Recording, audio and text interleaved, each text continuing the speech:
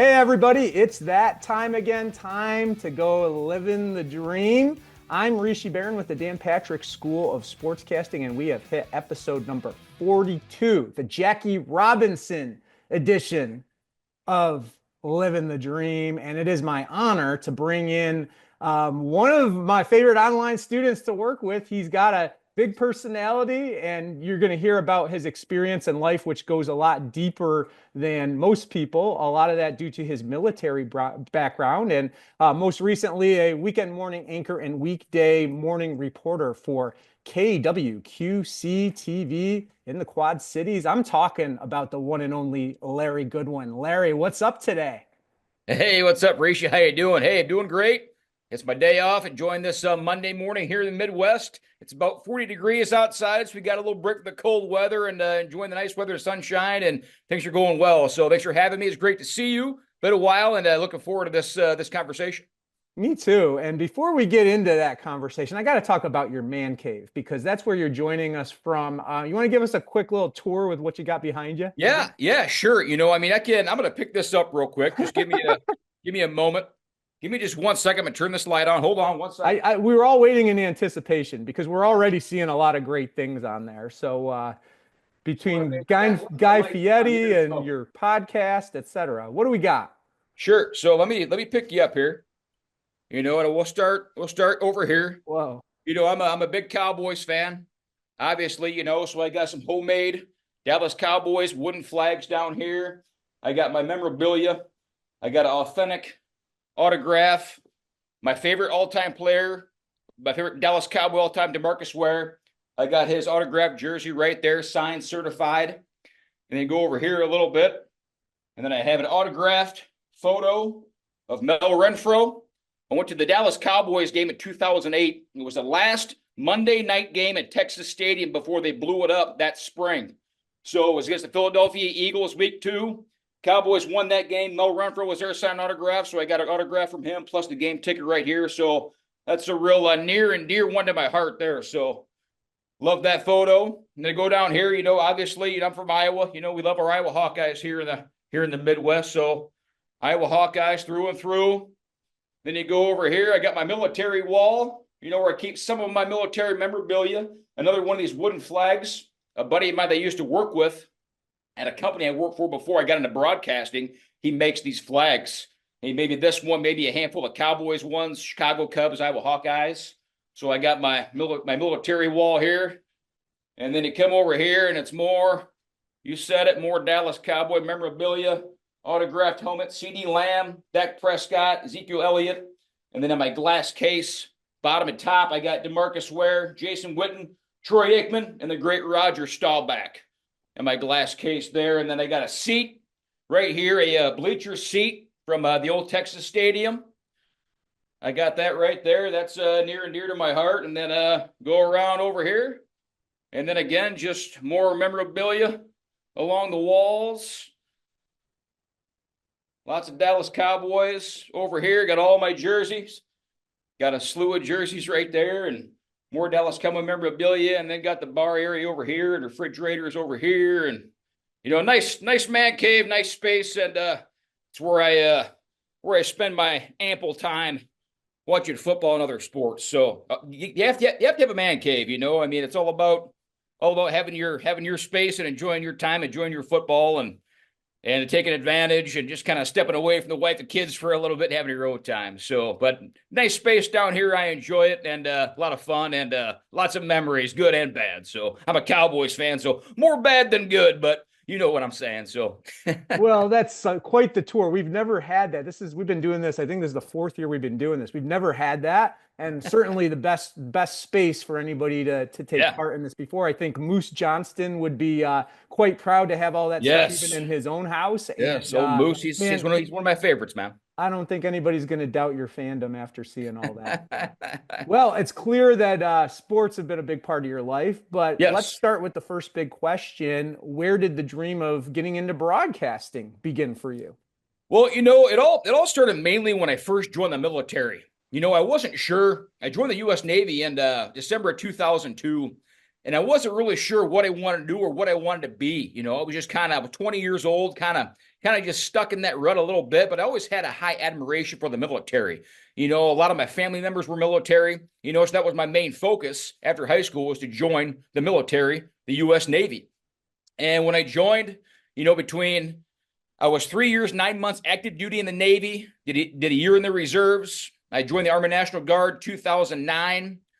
I was in the National Guard until 2017. After my tour to Afghanistan, I decided to get out. I had two young kids at home, 13 and a half years of service between Army National Guard and Navy. And I was ready to get out. I was ready to hang it up.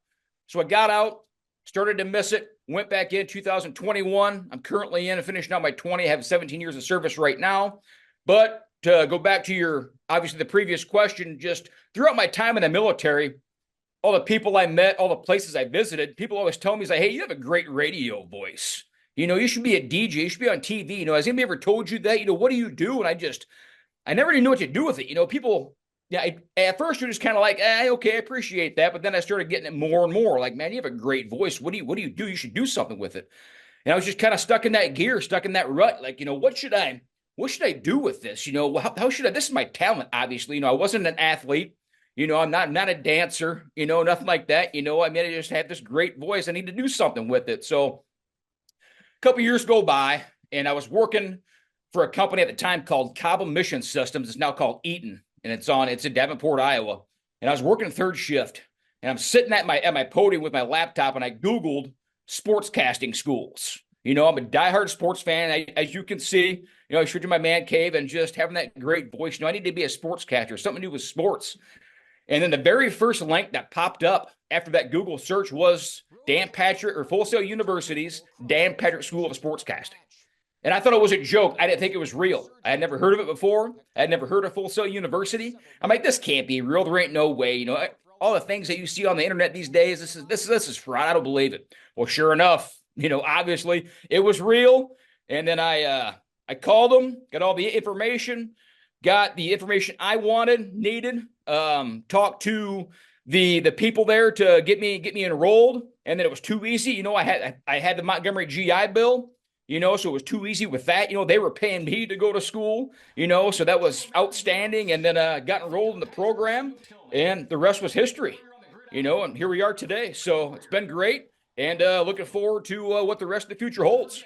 Yeah, I'm glad you brought up that GI Bill, because we've had a lot of military, and that's a big part of it, that have come to us, and it's brought just this extra element to the depth of our program with all the things that you've brought with your military experience that not only have helped you to succeed, but also has helped you work with your classmates to help us as instructors understand the depths of a lot of things that can help us as well. So we're going to dive into all that, or as much as we can in an hour at least, because I could probably talk to you for 3 hours, Larry, with the life that you've led so far. But sure. Let's bring it back to when you were a kid growing up in Iowa. You're in DeWitt, Iowa right now. As you said, you were working in the Quad Cities, Davenport, and all that. But as a kid, obviously this fandom for the Dallas Cowboys started somewhere. Where did that begin?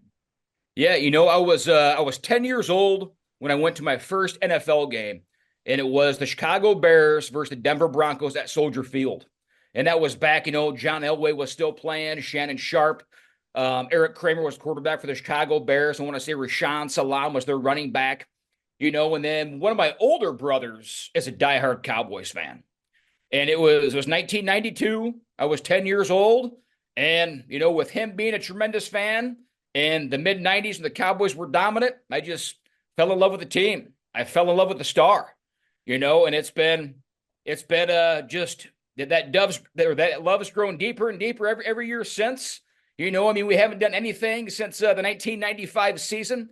Haven't even sniffed an NFC Championship game. But again, I still love that star. I love that team. And one day when a certain owner's long gone, maybe they'll get their priorities straight, get their bearings greased up, hire a general manager, and get back to championship football. But yeah, I was 10 years old. It was the 1992 Jimmy Johnson squad, and I fell in love with them, and here we are today. So that was a great era of Cowboys football. As you said, it hasn't been quite as prosperous since then, but but quite, I mean, obviously the cornerstone franchise in a lot of way of the Yes. NFL, and Yes. glad you get to enjoy. As you said, there's ups and downs, right? Yeah. Oh yeah. You get to Yeah. enjoy Lots, the. lots of downs, but some ups, some ups.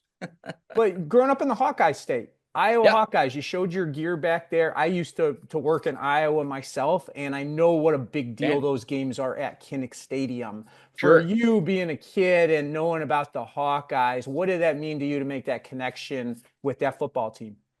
Well, it meant a lot. I mean, back in the early '90s, again, the Iowa Hawkeyes had some great teams. They had Timmy Dwight. He was one of the all-time great kickoff and punt returners. He went to the NFL. In fact, his very first Super Bowl, when he was an Atlanta Falcon, a rookie, it was the Atlanta Falcons versus the Denver Broncos, I believe, in the Super Bowl that year. And Timmy Dwight ran back a kickoff in the Super Bowl his rookie year. So I remember that like it was yesterday. I remember watching that game live. I see Timmy Dwight, but fortunately he couldn't stay healthy. He bounced around to quite a few different teams: Atlanta, New England, New York Jets. But it was great. It's great to see teams or players like Timmy Dwight, come up and get to the NFL. And there's been so many Hawkeyes since, so many Hawkeyes now that are dominating in the NFL right now. I mean, look at Cooper DeJean, the Philadelphia Eagles. He's going to the Super Bowl. He's a rookie, and he's played outstanding. And he got AJ Epinesa with the Buffalo Bills. Micah Hyde. Bob Sanders. A few years back, he was dominant. Couldn't stay healthy, but he was dominant for the Iowa Hawkeyes. Jack Campbell. Tristan Wirfs. I mean, so many great Hawkeyes just having great NFL careers. And then having that, being a fan of the Hawkeyes and seeing how those guys are doing at that next level, at that professional level, just shows that, yeah, the Hawkeyes haven't won, been in a national title in many, many years. They've usually finished around 8-4, 9-3 in the regular season. But Kirk Ferentz, he's been the head coach there now for over 20 years now, and he develops these great players, and it shows. They go on to the NFL, and Tristan Wirfs, Super Bowl champion, Cooper DeJean's playing the Super Bowl right now. So just having that connection and having known that these guys grew up in my backyard. Here in Iowa, and now they're at the next level playing great football. Kinnick Stadium is only an hour and a half from where I live. And we did a few months ago, we did a flyover, Chinook flyover. We got to fly over Kinnick Stadium before the game, and that was being a part of that, being in the military and having that opportunity, to fly over stadium in my home state, the Iowa Hawkeyes, that meant a lot to me. And, a lot of great things ahead, for the Iowa Hawkeyes, hopefully. So it's been good. Yeah, and it's a unique experience going to Kinnick because Yeah. the drive in, there's only so many roads that bring you in there. I remember when I would drive from Atumwa, and you're driving through all the farming areas, all the cornfields, all that, and then you hit the city, and it's just madness. Yeah. Yeah. What's a game day experience like there for you? It's not bad. I love Iowa City. It's a great town, great college town, great football town. Obviously, but we'll go on I-80 from DeWitt. You hop on Highway 61, then hit I-80. I-80 takes you straight into Iowa City, and then you get off on the back roads there, and then you get down by Kinnick Stadium. And yeah, it's busy, but the people out there that they have certain parking spots, certain hiding places to go and tailgate, go and hide out and park and have a good time. We used to go to the same spot, park our cars right there. It's called Melrose. And I mean, just people tailgating all over the place, and for many, many years, my best friend's wife, she had friends out there that would tailgate in the same spot every year for many years. And they would usually, hold a spot for us, so we go out there and tailgate with them right across from Kinnick Stadium, and you're walking around, you're meeting everybody, and you got the turkey leg guy, and now they serve alcohol in the stadiums now. So that's something new, obviously. And, that hasn't been so bad, but, having that, kind of draws the crowd out a little bit more, because people let you go inside and have a couple cocktails. But no, it's been good, and it's not too crowded, but it's always a good time having fun and mingling and enjoying the games. That's Larry Goodwin. He's currently a staff sergeant in the Army National Guard. He's been in the military for 17 plus years, in addition to his broadcasting experience. Larry, you mentioned everybody loves your voice. I mean, it's very clear just talking to you. You were born to do broadcasting. You've got the personality, as you mentioned, the voice. But for you as a kid watching these teams, were there voices that you gravitated toward that were sportscasters that made you kind of even more interested in it? Guys like the late great Greg Gumbel. Greg had a great voice. I love to listen to him. Do his broadcast, football games, Super Bowls.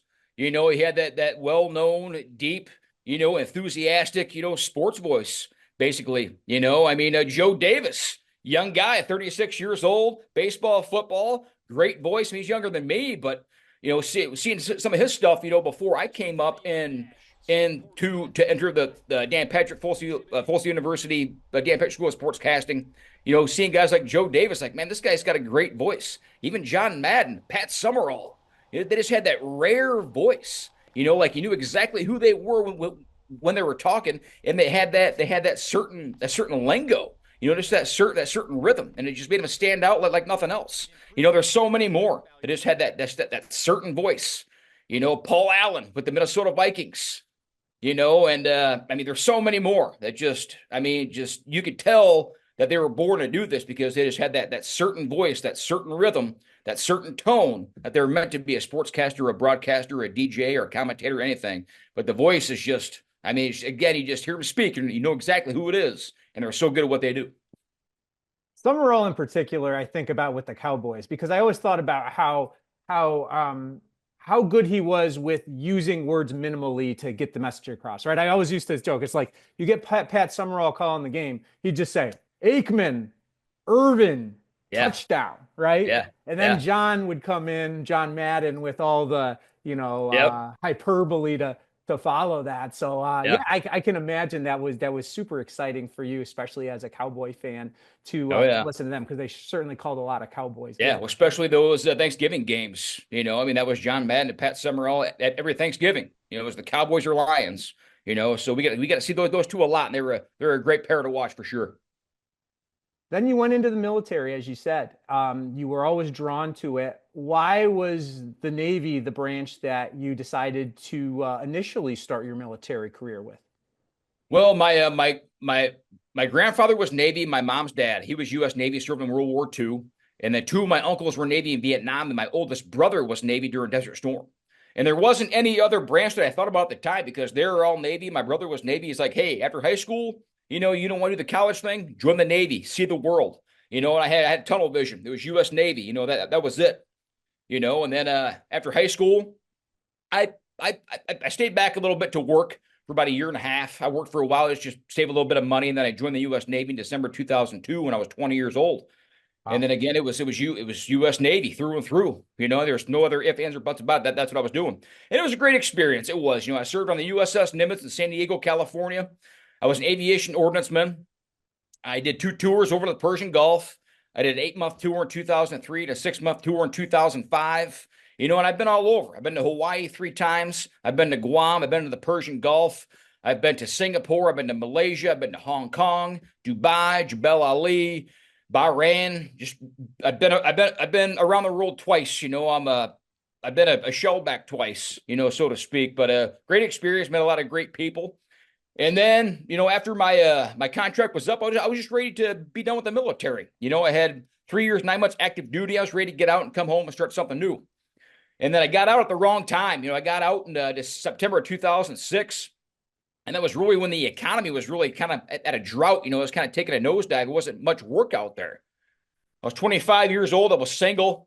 I got hired on the Union Pacific Railroad out in Boone, Iowa, and a great career, great money, great benefits, great pension. Again, I was single, 25, making great money, but I couldn't stay working because of the economy. I kept getting laid off. I couldn't hold a job anywhere. And then a friend of mine who I hired out on the railroad with, he was a retired lieutenant colonel in the Army National Guard. He's like, hey, join the Guard. Try something new. Try it out. I'm like, that's not a bad idea.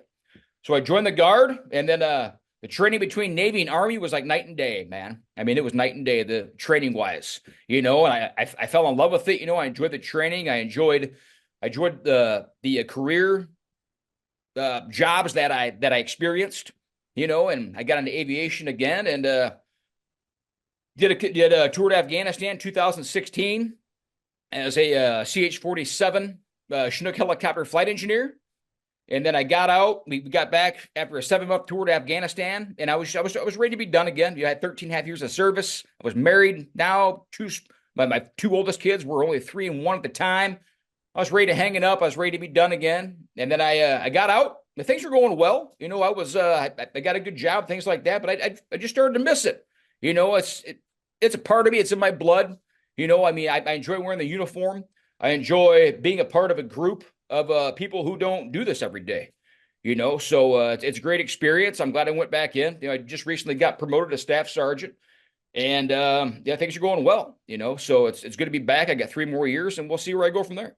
You said it was night and day between Navy and the U.S. National Guard in terms of the training. What were some of the differences? Well, the U.S. Army training was more intense. Like our physical fitness test, our PT tests were more intense. And then I want to say, if I remember correctly, we did physical training in the Navy every other day. We did a 1.5 mile run. I believe it was 1.5 miles, maybe 2 miles. Can't really remember at the time. We did push-ups, sit-ups, and that was our PT test. Where in the Army, it was a 2 mile run, and then push-ups were more disciplined. They had to be done a certain way. The same with the sit-ups. They were more disciplined. More discipline had to be done a certain way. But you PT'd every day. It was physical training every single day, whether it was run, whether it was cardio work, calisthenics, whatever. But then you go on ruck marches. Then you would go on hikes and different runs and maneuvers and go do obstacle courses. And it was more intense, So, but it was fun, and it kept you in shape and kept you more disciplined too. So.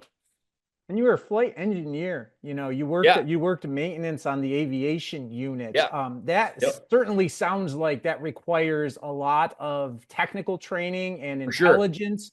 For How sure. were you able to learn all that and apply it at really the most important level of what's going on in the military? Yeah. Well, it's when I first joined the Guard, they put me in an intel unit. And I was drilling out in Des Moines, Iowa. And I'm like, this isn't what I want to do. We weren't doing much really hands-on stuff, and this isn't what I want to do. Well, the assistant to my recruiter at the time, he told me, he's like, hey, there's an aviation unit in Davenport, Mount Joy. That's where they do the Quad City Air Show. I'm like, you know what? I forgot about that. He's like, yeah, they used to have Hueys out there. They had like 21 Hueys out there back in the 80s and 90s, back in the Vietnam days and late Vietnam, things like that. But then I want to say around 2005, before that, I want to say early 2000s, late 90s. I can't remember the exact date, but it's when they got the CH-47, the Chinook Delta models. And he's like, yeah, they have Chinooks out there. And, it's aviation. My way, that's what I want to do. So had to jump through some hoops, had to pull some teeth a little bit, to get out of one unit and back to the other. But got through those hoops, got through all the certifications I had to do, and got to that unit. And then I ended up going to Advanced Individual Training, AIT, down in Fort Eustis, Virginia. And that's the maintenance school on how to work on these helicopters. And I was down there from September 2010 to February 2011. It's a 5-month course. Became a certified CH-47 maintainer. And then I got back to Davenport in February 2011. And I was attached to a maintenance unit, the 248th. And we just did hands-on maintenance work. I mean, we didn't do any flying in that unit. It was all maintenance. It was all hands-on ground work. And I was with them for about 2.5 years. And then I got promoted into Flight Platoon in June 2014 as RL3 flight engineer, readiness level 3. And that's the bottom that you start out at in your training. And then you go through your training, and then you get signed off RL1 once the senior guys, the instructors think you're ready to do so. So I started that in June 2014. I got signed off RL1, readiness level 1 flight engineer in November 2015. And then we deployed to Afghanistan in August 2016, came home April 2017, got out December 2017. And then I went back in August 2021 as an E4 specialist, back to the 240. It's like I did everything all over again. I was an E4 again. I went back to the 248th again as a maintenance guy. I worked my way back up into Flight Platoon as an E5. And right now I'm currently going through RL progression again to get back to my RL1 flight status as a flight engineer. And then I just got promoted to Staff Sergeant E6 in September. So kind of backed off a little bit, starting over again. But hey, it's been fun. I enjoy it. So yeah, and it's fun to see. I've seen all these pictures of you in these flight vessels, helicopters, all that. What's it like to be living that life where you're flying around in those things, you're working on those things? Seems like a lot of energy every day. Yeah, it's busy. I mean, we do have our downtime, we do have our R&R time, our fun times, but it's busy. I mean, I mean, there's a lot of moving parts and components to these helicopters. I mean, when you sit back and you look at it, like, oh, I mean, it's obviously a giant helicopter. It's from blade tip to blade tip. It's 100 feet long. Wow. The CH-47F, and I work on the Fox models, the newer models. Been working on those since I came into Flight Platoon 2014, but very large helicopter. But all the stuff that's inside the systems, your flight systems, your hydraulic systems, your utility systems, your electrical systems, there's so many different systems, your transmissions, your engines, your wiring components. I mean, there's so many different components. And you as a flight engineer have to know those components verbatim, because if something goes wrong, you have to know how to troubleshoot that, where to find it, how to fix it, and how to get the aircraft flying again. So a lot of very critical and small things to know, small detailed things to know. They say that attention to detail is very important in the military. That's due to aspects like this, working on helicopters, $30 million helicopters like these, because, I mean, it's one little thing, and you have to know what it is, how to fix it, get the aircraft flying again. And on top of that, I mean, you're in charge of the helicopter as a flight engineer. You take care of the maintenance, you take care of the people on board, you take care of the cargo. You have to know everything, all the ins and outs of the helicopter. You have to know it because you're the flight engineer, and they depend on you to keep it up and running. So it's interesting because you brought up a couple of things I think are super important in broadcasting: the attention to detail and the problem solving. Obviously, when you're working on these helicopters and transporting troops and all that, that's a lot more important than what we're doing. But at the same time, what kind of connections did you make between those concepts and what you needed to do once you started broadcasting? Well, Rishi, I never, like, back when I was younger, like especially in my high school days, I was always the type of person that would just do the bare minimum. Hmm. Like I wasn't a go-getter, and I still regret it to this day, not doing some of the things I wish I would have done back in high school. But I mean, you learn from it, you move forward, and you move forward with integrity and discipline and hard work, and just make the future great. So back in high school, I wasn't that type. I did the bare minimum just to get by. Like, oh, I got a D- in this class, okay, big deal, I passed. I was just doing the bare minimum just to get by. And then it wasn't until I joined the military where I realized, like, you know what, if you really want to do the things you want to in life, you got to work your tail off, man. You have to put in the hard work, you have to go outside your comfort zone, and you have to do what you have to do to make things happen in an uncomfortable way. If you want it, it's going to take this to do it, and you have to reach that level to get what you want. And it took me a while to realize that. But joining the military, it's like, man, I mean, the things that I wanted to do, like, hey, if you want to do this, you have to score this on your test. You have to score this on your physical training. You have to score this on your gun qualifications. So you had to work your tail off to, for me to just get to that point where I wanted to be. And it was the same thing with school. When I started at Full Sail University, I was nervous. I was scared because I thought, I wasn't very good in school. I wasn't, but when it's something that you really want in life, and it's something that you're really meant to do, you succeed, and you're incredible at it. I mean, you pass with flying colors, and that's what happened to me. I started this school, and I couldn't believe how well I was doing. But when it's something you really want to do, it's amazing what you can do and how you finish. I gotta tell you, I can understand why they promoted you to staff sergeant, because you got me ready to run through a wall for you, Larry. That was very hit the heart right there. Yeah. And speaking of hearts, along the way, you mentioned your journey through the military, but as you said, along the way, you met your wife, you started a family. How did that change your perspective on all of this? My wife has been outstanding. There's a lot of women, a lot of spouses out there who aren't as understanding, especially when it comes to wanting to do things when you're married and have kids. But throughout my military journey, throughout my college journey, she's been there with me the entire step of the way. She didn't complain one time. She didn't gripe one time. I told her, hey, this is what I want to do. She's like, okay, go do it. She's been right there with me 100%. And like I said, those people like that are hard to find. Spouses like that, a lot of spouses aren't that understanding. When it comes to military deployments and never being home. And I'm in aviation, so I'm training every day somewhere. We have to stay on top of our qualifications, our flight hours, our training. It's every single day. It's not just when you deploy or it's not on certain days. It's, we get weekends off. But we also have drill 1 weekend a month. And we also have annual training 2 weeks a year.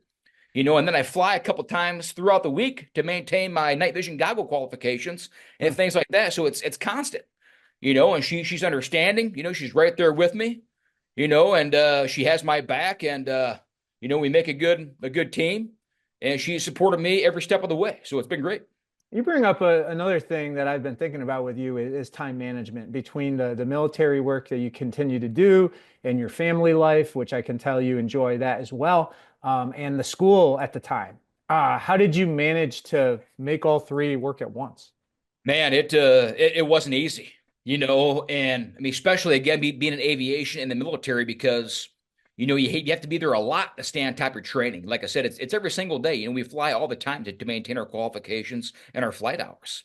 And then especially being in news, because I didn't know where I would be on certain days. Like, hey, we need to send you to Rock Falls. We got a live shot out there at 6 o'clock. I'm like, well, I got a meeting at guard at 6:30. I can't, so you had times like that were just like, oh no. Yeah. And then I had to contact, my supervisors at guard, my squad leaders and platoon sergeants, say, hey, I'm in Rock Falls right now doing this live shot. I'm not going to make it to the safety stands meeting. Like, oh man, I need you here, but okay, you can make it up. So, I mean, you had those times where you couldn't do it because you were doing something else or you were out of town, but I just did my best. I just did my best with what I had and what I could do. And I tried to focus 100% on both and attack both the best I could and stay on top of my training. And, people understood, my management at TV6 understood, hey, you're in the military. We get it, And then, my team at guard understood, like, hey, I'm doing the story right now. I'm not going to be able to make it. Every once in a while they got a little, hey, need you here. It's this what's going on. And I tried to balance things the best I could. And it all worked out for the best. It's, again, it wasn't easy. But I focus on one for a while and focus on the next for a little bit and try to balance it out and try to stay on top of them the best I could. And then again, right now I'm just I'm focused on military training, just taking a little break from broadcasting just to get back up to where I need to be right now. Help guys get caught up and then get back in the broadcasting thing. But it hasn't been very long. So, well, the broadcasting journey started when you did that Google search, right? And props to Full Sail for their metrics team for making sure we popped up at the top. But we are the only sportscasting school in the country that I know of that offers the sportscasting degree specifically. Once you got there and you started to work, what did you think? It was unbelievable, Rishi. I mean, Full Sail University, this program was a blessing in disguise. And I was one of the fortunate ones that found it and one of the fortunate ones that completed the program successfully. And I'm in the position where I am today. Outstanding program, outstanding university, outstanding people, instructors, professors. What made it so great, it was people like yourself, Rishi, who'd been doing this for so long, being a sportscaster or an editor or a producer or a photographer. People who are teaching you did it for 10, 15, 20 plus years, and they want you to succeed. They're doing everything in their power to help you to succeed, whether it be your assignments, whether it be building a resume, whether it be job hunting. I mean, you guys set us up for that success. So there's never a blank. There's never a spot that goes unfilled. You always make sure everything is filled to its fullest to help us succeed and find that opportunity. And it was unbelievable program. I was so glad I got to go out there for my graduation in July 2022 and meet everybody and see the campus. It was unbelievable, man. I mean, you're literally living the dream. I mean, you really are. So it was great. Well, and you'd heard about your voice, right? People like, oh, you got this great voice. You should do something with that. Yeah. And then you knew you got the personality. Yeah. But what was it like taking those, I guess, gifts that you already had and then understanding how to translate that into good television through the training you received? Yeah, well, Rishi, when I first started at Full Sail, I was overconfident. I was like, you know what? I'm meant to do this. These guys ain't got nothing on me, man. That's what I'm supposed to do. But then you do it, and then you're challenged, like, hey, you need to do this better, you need to do that better, you need to tech this better. You're like, wow, this is a lot harder than I thought. Like, wow, like there's a lot more stuff to this than what I thought. I mean, like when you're building a story, your sandwich model, the assignment that I want to say that was in what class was that? The sandwich? Broadcast writing, baby. Yes. Yes. And then some of the instructors, if that wasn't done to their liking, they let you know about like, hey, this wasn't the way I want it done. I want it done this way. Like, oh, shoot, and here I thought I'm doing the whole thing right, and I wasn't. So it was just like the little things that help you be that great broadcaster or that great editor that they're trying to teach you, and they want you to do it a certain way that helps you be successful. So, I mean, again, I was just overconfident and thought, oh, this is gonna be a breeze, and it was a challenge because there's certain way that you have to do things to get recognized, and for people to tune in and say, hey, I want to see this guy, or hey, this is boring, I'm turning this off. So it was just attacking it at that level right away to make people want to see you and want to watch you and not turn the TV off. And when I got hired on news, I was hesitant, because I've never been a newsman. I mean, it's out of my league. News was hard. News was difficult to write. It was difficult to find a certain angle on a story to tell it in ways that people will understand. It was so much harder than sports. And I don't know if you remember this or not, but I sent you a message on LinkedIn. I do. And I was like, hey, Rishi, I got this job at KWQC-TV 6 as an MMJ in news, but I'm not sure. And you're like, Larry, just look at it as like a grad school. You're going to be fine. And then talk to the sports guys there and try to get into sports down the line, and then it was some days it was hard to go because I wasn't, it was awkward for me. Like it was out of my league. It felt like I didn't fit in. It was like I was walking on eggshells every day trying to deliver the news. It was weird. It was hard for me, but doing it did make me a better reporter, like you said it would. And then when I do sports now, it's like nothing. Like when I would anchor the morning show, I would talk about news, and I was having trouble reading the teleprompter. Like I said, it was awkward. It was out of my league. I was having trouble. But once I did a sports segment, I was rolling, man. Like it was flowing, it was fluid. I was knowledgeable. I was confident. It's like, wow, like I am definitely meant to do sports. And then the live reporting thing, that was my bread and butter, man. I mean, people loved me out there. I'm not bragging by any means, but one time we were doing a show in Rock Falls. It was a car show. And we got out there at 5 o'clock in the morning, and we're meeting the guys there to get set up. And, we're doing our pre-thing, and this guy pulls up in a truck. And I thought he was part of the crew with the car show was going on. He's like, hey, Larry Goodwin, I watch you every single day. I drove out here to get a picture with you. Is that cool? I'm like, yeah, absolutely. So I already had fans. This guy drove out there to see me and get a picture taken with me because he loved watching me on TV. So I'll see people at the grocery store. I'll see people at my kid's school. Oh, you're Larry. We love watching you, man. You're awesome. Like, yeah, I appreciate it. They hear my voice and they turn around and like, is that Larry Goodwin? Oh, I recognized your voice. And that's a great feeling, man, especially in the Quad Cities. We're not in New York City. We're not in Los Angeles. And you got people stopping to say, man, you're Larry Goodwin. You're awesome. Yeah, you're getting fan mail. It was cool. It was great having that experience. And I won't forget one time we were doing a live shot in Muscatine, Iowa. And then one of the producers, it was called Hello Muscatine. And we were doing sort of a tribute to that city throughout the week. We were doing different stories on different like buildings and companies. And then we did a live show on that Friday in downtown Muscatine. And I'm getting ready to do my first live shot. And then they go to me, I start doing my thing. And then I hear the producer in my ear, man, this guy was meant to do this, man. He was meant to do this, so stuff like that are just great compliments and make you feel good about what you're doing and know that you're on the right path, so. Yeah, that's fun. And that's really the fun side of it is when you did a good job and that you're making a difference and people are appreciating that. Yeah. And you earned that, right? Because of your hard work and the amount of detail you put into everything. It's kind of cool to hear you talk about your growth too.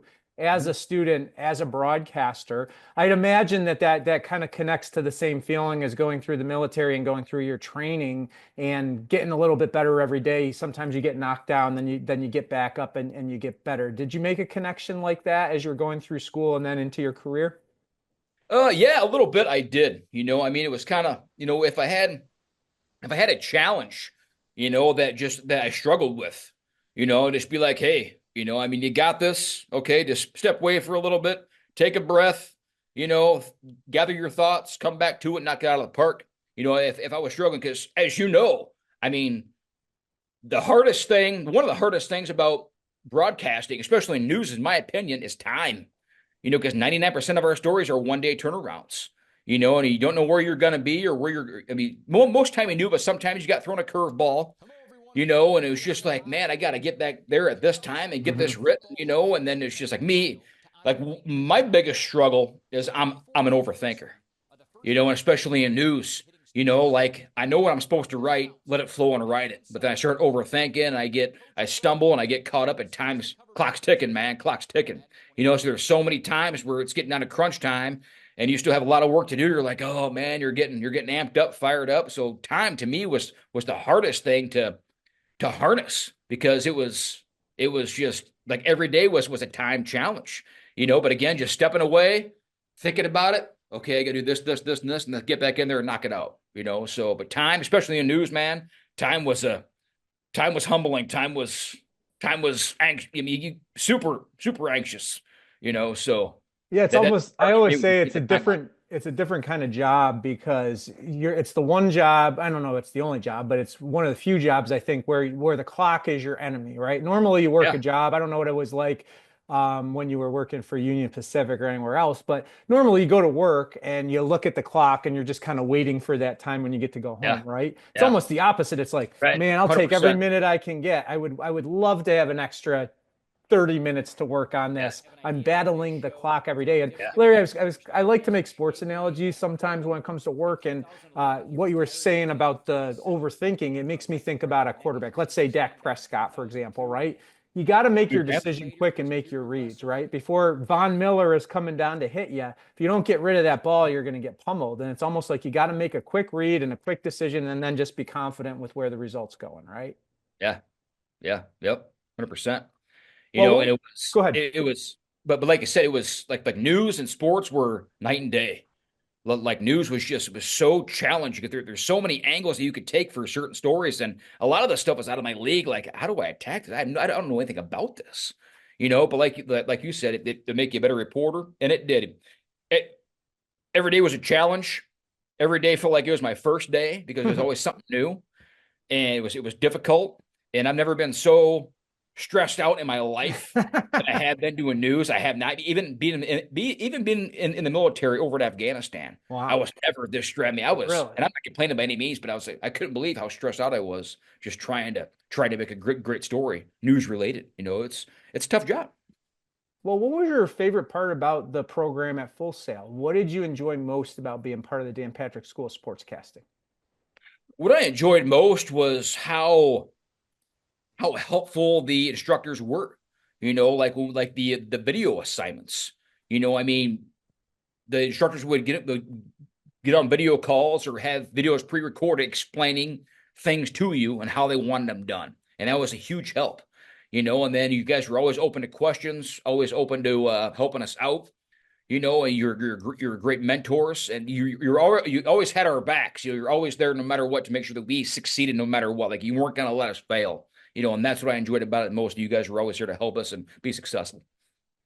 And you mentioned your trip to campus and how much you enjoyed that. And you finished as the salutatorian. To Yeah. finish this program, to get your degree, to be able to enjoy that you had conquered that mountain and were ready for what was next after it. What did that mean to you? It was it was surreal, and it really was, man. It's like I couldn't believe it. You know, it's like I found my path. You know, like again, people told me over and over again, like, dude, you have a great voice. What do you do? And I was stuck in that rut. Like, where do I go from here? You know, I was blind, like I didn't know what to do. And then I found Full Sail. I found that path. I was successful in that path. I graduated, and then again, I was just I found the path. I found the magic key, and I found that guidance, and I couldn't believe that I was there, and I couldn't believe that I was the salutatorian. I just for the first time in my life, I did outstanding at something, and I was incredible at it, and I was meant to do it, and it was humbling, man. I couldn't believe that I had that in me the entire time, the whole life. I had that in me, and it was just fighting that thing like, hey, you're meant to do this, man. and then putting all your work into it and being a star, being a mega star, man. So it was great. That's Larry Goodwin. He's been an anchor and a reporter for TV6 News in the Quad Cities, Davenport, Iowa.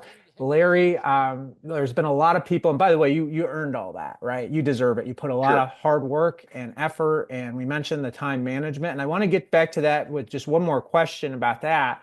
After completing the program, there are a lot of people that, especially online students, who they have to juggle a lot of different responsibilities, full-time jobs, families, and all that. And I know it's difficult for a lot of them. You were able to do that successfully. What advice would you give current and future students to find a way to make it through, even when you've got a lot of other things on your plate?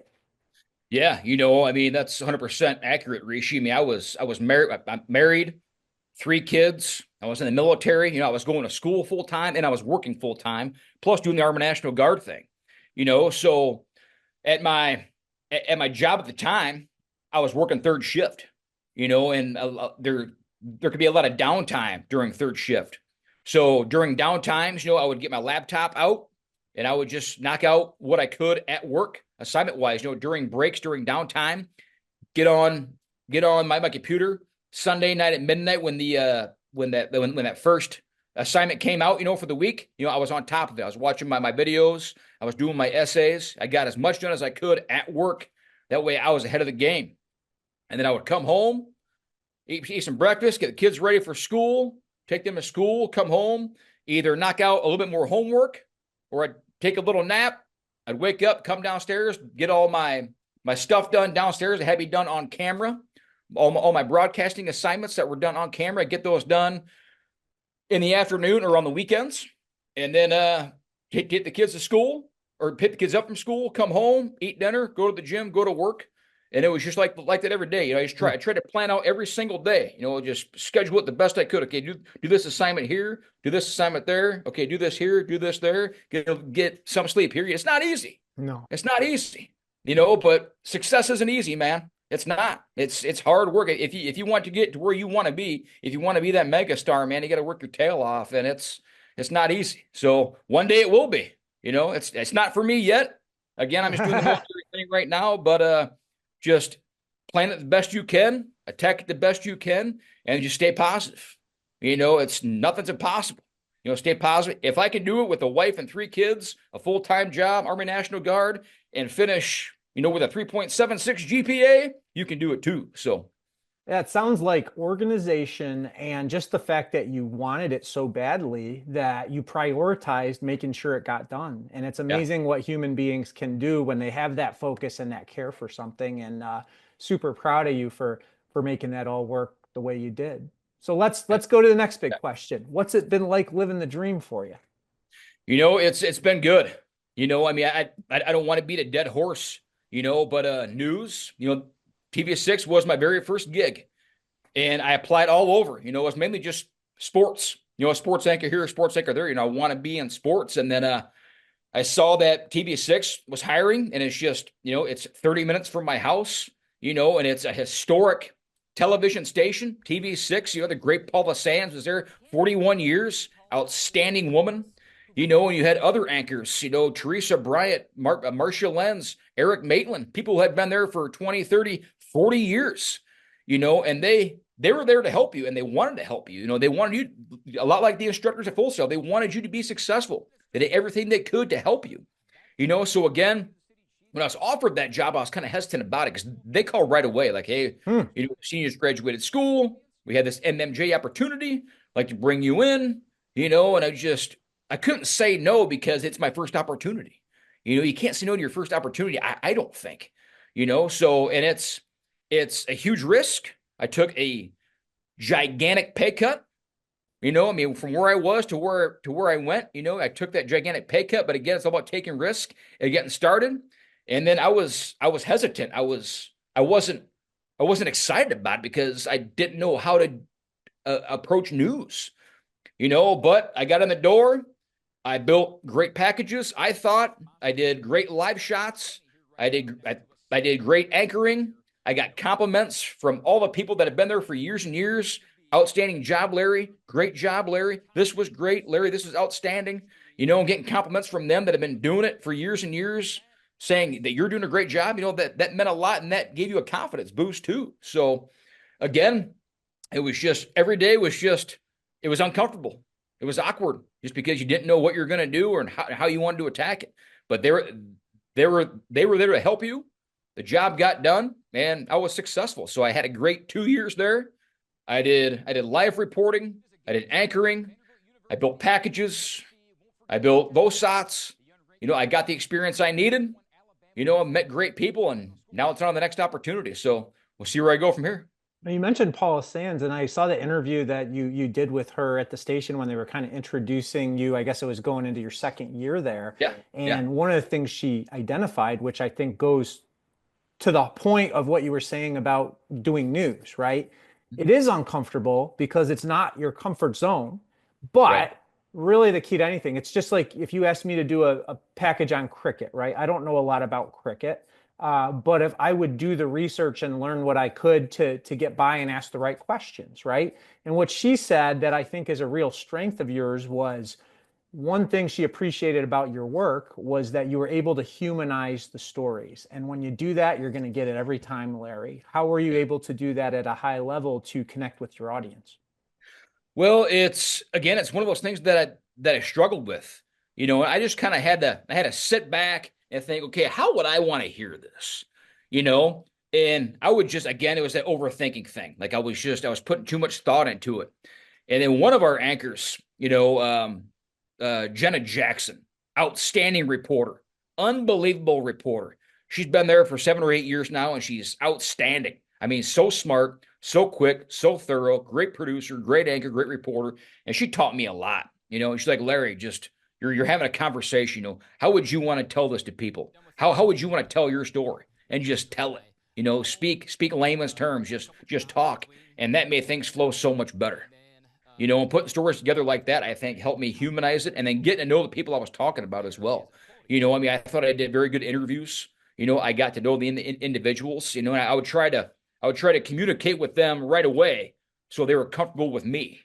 So I'd be having those conversations, or have, like, as soon as I approach them before even on camera, hey, how you doing, Larry Goodwin? Tell me a little bit about yourself. Hey, we're just gonna have a conversation. Relax. I think that helped kind of connect us more and make the story better. So. Well, you were fortunate to land a job not too far, so you didn't Yeah. have to move or anything. And I know, like somebody like you who's got a family, it's not an easy ask to be like, hey, let's go move to a state, 10 hours away.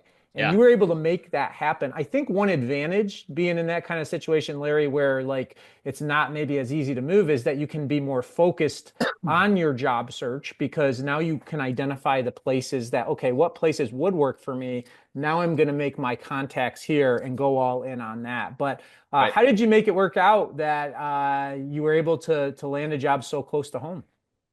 Well, it was just again one of those things where, my wife and I had a conversation before I even started school. Like, hey, if I want to get to where I want to be, if I want to catch that dream, we're gonna have to move one day.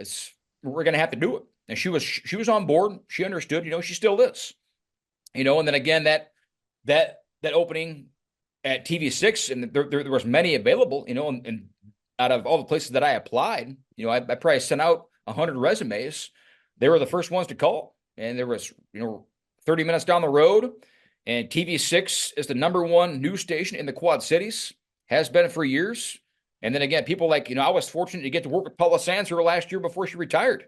My desk was 8 feet away from hers, and she was awesome. She helped me out a lot. She was still doing the 6 p.m. news anchoring. So I would send my 6 p.m. packages to her to look at. And I'd go over them with her, and she would tell me her thoughts and change a couple things, and we'd talk about it, and the things, it was good. But just having that opportunity 30 minutes away, again, I was hesitant because it was news, but I couldn't, I had to take advantage of that first opportunity. So. You mentioned your bread and butter, the live shots. Yeah. What made you so good at doing that? I was able to go out to the community, and I was able just to talk to people. I didn't have to worry about sitting down and thinking of things to put together a story. I was out, I was myself, I was having a conversation, we were joking, we were having laughs, I was getting to know these people, and I was just, I was more confident out there because I was out speaking and having conversation and meeting new people. And that's what it's all about. It's getting out there and meeting your people in your community, getting to know them, getting those connections. And I'd always try to find the fun stories, so to speak. I was doing monster truck rallies. I was doing arena football. I was doing baseball. And I was talking to the owner of the baseball team, and I talked with Matt Cody, the driver of Gravedigger, and just had a nice conversation with him, did some live shots with him. So it was just being out in the community and just doing your thing and having a conversation. It was just fun. And it was my bread and butter because I know how to talk to people. I'd walk up to any stranger on the street and have an hour conversation. I guarantee you. It's too easy. So it's just getting to know these people and just and bringing you yourself out. Letting people see who you are out there. And then it was great because people responded everywhere I went. People were, hey, you're Larry Goodwin. We love your shot this morning. That was great. That's a great feeling, man. So it was just that's my forte. I think, at that next level, whether it be, the National Football League, I'm out talking to Patrick Mahomes, I can do that. It's too easy, so it's just fun, man. What is the difference between reporting on news versus sports for you? Well, it was just like a lot of things about news, like me personally, I just didn't understand, when it came to certain stories, about politics or a story that has to do with like taxes and just things that were out of my league I didn't know about. Like, hey, Larry, why don't you go attack this story? So and so is going to be here for a political rally at this time. They're going to be talking about tax evasion and pharmaceutical products. I'm just like, I don't know nothing about that stuff, man. Yeah. Not a dang thing.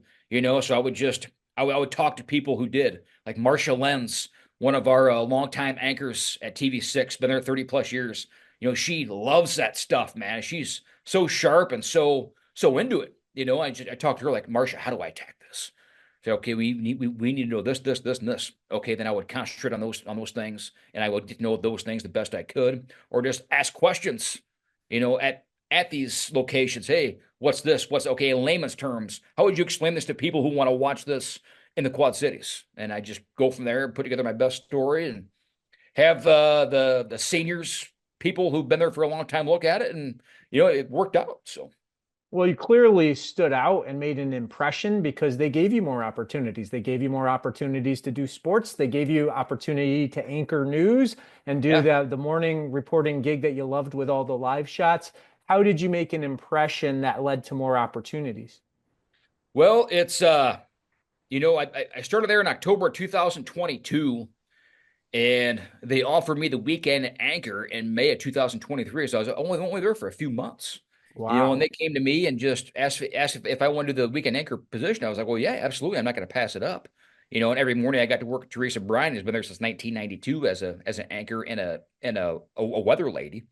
She was absolutely great to work with. But I just, it was, again, it was just, it was every day was awkward. You're always outside your comfort zone. For me, I was, just doing the news. I went in there and I get out of bed like, man, I want to enjoy this. I really do. Like, this is tough. This news stuff is tough. I really want to enjoy it. And it made it hard for me to go in because I wasn't at that level where I was enjoying it. I was like, man, what do I need to do? I want to enjoy this. So I'll just go in there, and just try to keep a positive mindset and then do my best work. And then, like right away, when I was putting together my first packages or I was doing my first live shot, again, it felt like that I wasn't doing enough. But again, all the senior anchors like, that was great, Larry. Outstanding. Yeah, awesome. That was wonderful. Wow. I'm like, oh, it was? Really? Okay, thanks. So I just kind of fed off that and did the best work I could. And then, before I knew it, they're coming to me. Hey, we want you to be the morning show reporter. Hey, we want you to anchor the weekends. Okay. So. I think you touched on an important thing, which is being genuine, and you are genuine in your work. It feels like the same Larry I'm talking to right now when you watch you. And that's such an important thing because people do gravitate toward that and they do connect to it. People can sense if you're being yourself or not. But you were still involved in the National Guard throughout working there, and then you made the decision to step away and concentrate more on your military stuff. Yeah. What brought you to that decision? Well, it's we had a lot going on in the Guard. Like I was going through my RL progression, become a flight engineer still, and we had a lot of younger guys coming up, going through training, and we just had a lot of missions going on, a lot of training going on, and it was just I was missing a lot of work at the time because we were doing our annual training. We had 2 weeks up in Minnesota for annual training. As soon as we got back to from there, I was back to work 4 days, and then I left for hurricane relief down in North Carolina. And we're helping out with that too. And they're just kind of like, hey, we get it, you're military, but man, we need you here, and I'm just, Yeah. hey, I understand, I want to be here, this is my passion, this is my dream, but I'm also a guardsman, I'm also in the military, and I have to concentrate on this right now, and then it just came to the point where, again, we just had a lot of training going on. I want to get back to the level where I was before I got out in 2017, get back to that capacity, concentrate on getting that training knocked out, getting back up to that level, and then focus on broadcasting. So just again, just they that's where I'm needed right now. That's where I need to be right now. It's part of my life, part of my career, and I have to handle my business. So What was your favorite moment at TV6? my favorite moment at TV6, let's see here. Let's see, my favorite moment at TV6. I mean, the funnest were doing the live shots on the morning show. Those were the funnest times. But my best moment was probably when I did a live shot with the Quad City Steam Wheelers. Oh yeah. And then I'm out there on the football field and I'm running plays with these guys. We're doing screens, we're doing patterns, we're doing plays, I was out there for about an hour with these guys running drills, and that was a riot, man. My camera guy is joking with me. Great camera guy's been out there for like 38 years. Mike Ortiz, fantastic human being. He's seen it all, man. But out there with him in the mornings, working with those guys, being on the football field and just having fun. I was out there running drills with the football team, getting paid to do it. It was an unbelievable time, man. I miss it. I miss those days. But again, it's time. It's time for the next challenge. But that was a lot of fun. Well, that leads to the next big question. What are your future dreams within the broadcast industry? It's right now I'm just looking for that next opportunity. I did 2 years in news. I'd like to get into an actual full-time sports gig somewhere. Where that's going to be, have no idea. I'm on LinkedIn all the time, seeing what opportunities are out there. I've applied for a couple places and I've gotten turned down. But again, that's part of the process, as you know. So, but I have my latest demo reel is all ready to rock and roll. I polished that up and put that together before I left Channel 6. So that's all my latest stuff.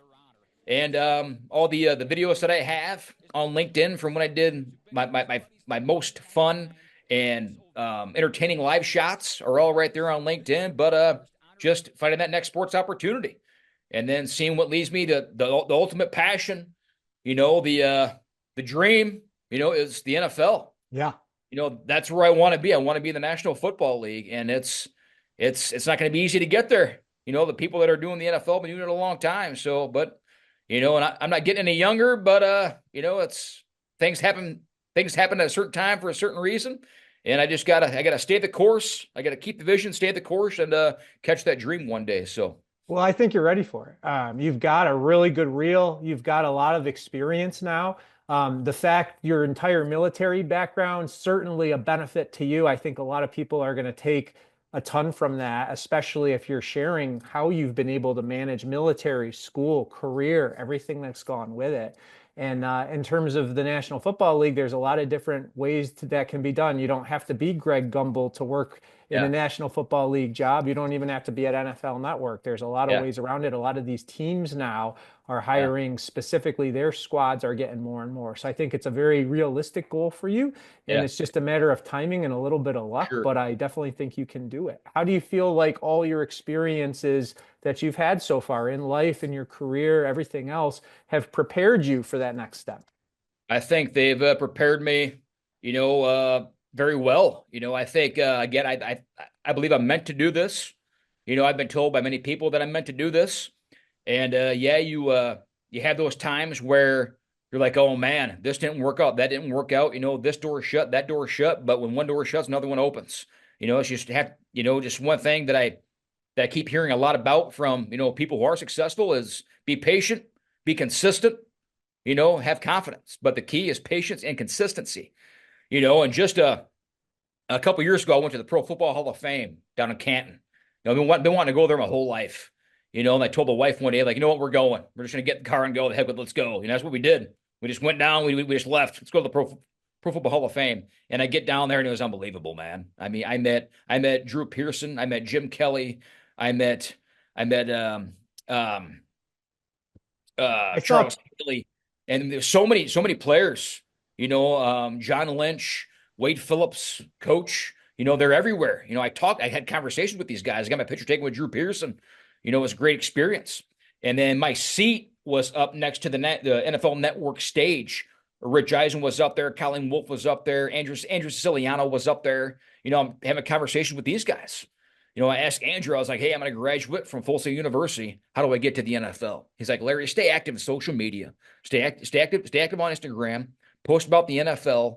Just stay on top of that stuff.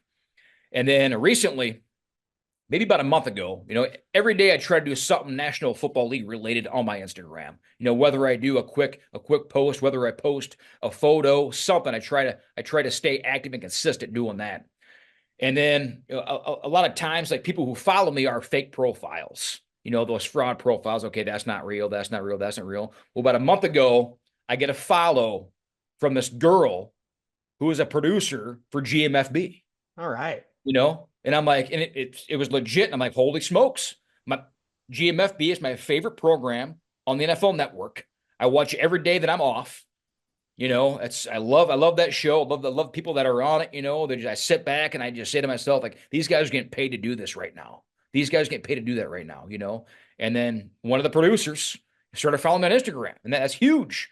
So that right there is just, keep doing what you're doing, and people are going to recognize you. So. Love it. That's so fulfilling. And I seen some of your pictures from the Hall of Fame. Look like you had the time of your life. So that's fantastic. All right. I like to wrap these up with what I call the dream sequence. It's some quick fire questions, 3 of them. Just kind of top of your head, what you're thinking. You ready? Yep. All right. Dream live shot opportunity. Where would it be? Dream live shot would be at the Super Bowl. And I'm talking to the Super Bowl MVP. Who plays for the Dallas Cowboys, I'm betting, would make it even a better dream. That would be even better, yes. One day. Speaking, talk to somebody like Patrick Mahomes or Jalen Hurts or Tom Brady, even back when he was playing, but just in the Super Bowl, talking to the MVP, that would be the ultimate live shot. All right, back to the Cowboys for this one. I don't know if you're a golfer or not, but if you were and you could bring a foursome, so that means you +4, we'll give you an extra golfer out there. Who would your Cowboys foursome be playing with you? It would be Tony. The fourth is including me. Yep. No, we'll make it 5. So you +4. So it would be me, Tony Romo, Troy Aikman, DeMarcus Ware, Micah Parsons. And my 5th would probably be Deion Sanders. Prime time. What a group that is. You got a little offense, you got a little defense, got a lot of personality, that's for sure. Oh, yeah. All right, final one. You talked about being popular in the Quad Cities. People coming, telling you how great you are. We're going to have a bobblehead night for you at the Quad Cities. What would the Larry Goodwin Dream bobblehead look like or be doing? Well, let's see. I'd probably be wearing a nice suit, maybe just like a pants and a shirt and a tie, and then have a headset on, holding a big mug of beer or something, So professional yet approachable. Yes. Great. Take me out to the ball game, big old smile on my face. Absolutely. Final thing. What advice do you have for people who want to be like you and get into broadcasting? Just keep showing up, keep working. It was, again, married, 3 kids, worked full-time, school full-time, Army National Guard, make it work. If you really want it, you'll find a way to make it work. And there was times where, I would miss an opportunity, or sometimes where I didn't show up when I should have been just because I wasn't comfortable with the situation. But again, those are things that make you a better person and make you a better a better reporter, and just keep showing up. No matter what, just find that consistency. Consistency compounds. I heard an analogy, so to speak, from a guy that I follow on Instagram, and he said, if you take an empty cup, and every day you take a syringe and you put 1 drop of water every single day in that cup, yeah, it's going to take forever to fill up, but it's going to keep filling up and get full eventually. So consistency compounds. Stay on top of it. Keep working hard, stay positive, and you'll get there. Thank you so much, Larry. Lots of great insight. He's been filling his cup pretty high so far. He'll fix your helicopter for you. He'll do your live shot for you. He's a great father, a great husband, a great man. Larry Goodwin. One day his Cowboys will hoist that Lombardi trophy again. I want to thank Larry for all his time with us and his wonderful tour of his man cave. He's living his dream. All of you, keep on living your dreams.